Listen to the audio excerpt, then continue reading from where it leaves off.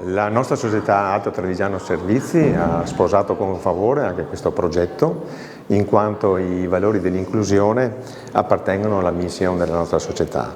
Grazie alla collaborazione con l'US2 e le cooperative del terzo settore riusciamo a offrire un'opportunità di crescita professionale a ragazzi di età compresa fra i 20 e i 36 anni che hanno dei disturbi dello spettro autistico. Questo per dimostrare ancora una volta che nel mondo del lavoro le differenze possono convivere. Oggi siamo qui per dare inizio a questo secondo progetto dal titolo Formidabilmente ATS Staff.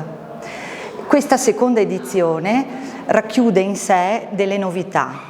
Innanzitutto il fatto che mettiamo in aula ragazzi e ragazze con diversità di tipo neurologico e che hanno la possibilità di imparare un mestiere. La novità principale di questo progetto è che siamo riusciti a creare una rete, un network li abbiamo chiamati Dream Builders, ossia delle cooperative sociali che hanno dato la loro disponibilità attraverso i loro educatori.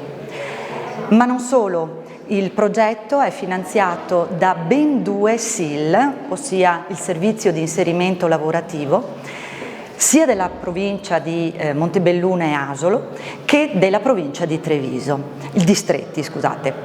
Il progetto mette insieme quindi i ragazzi che hanno provenienza da questi 2 distretti e il SIL, finanziando entrambi i progetti, diciamo complessivamente, faranno imparare a questi ragazzi un piccolo mestiere che è quello di rigenerare i computer che ATS ha messo a disposizione. In altre parole, è come se attraverso questo modello organizzativo i ragazzi svolgessero all'interno di un laboratorio una vera e propria esperienza lavorativa di tirocinio.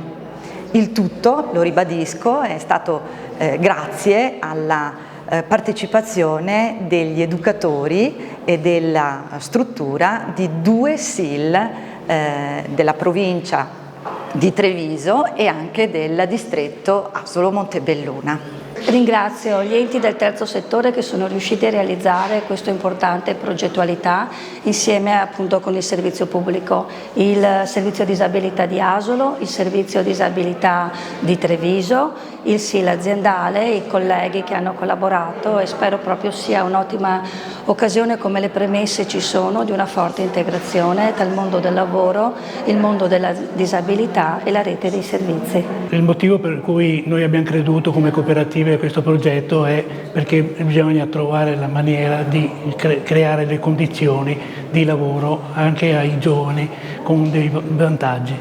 Io credo che questo sia un progetto fondamentale perché per la prima volta 4 cooperative di tipo B, cioè di inserimento lavorativo, hanno trovato le condizioni per stare insieme e creare un progetto insieme a un'impresa come ATS che ha dato questa grande disponibilità.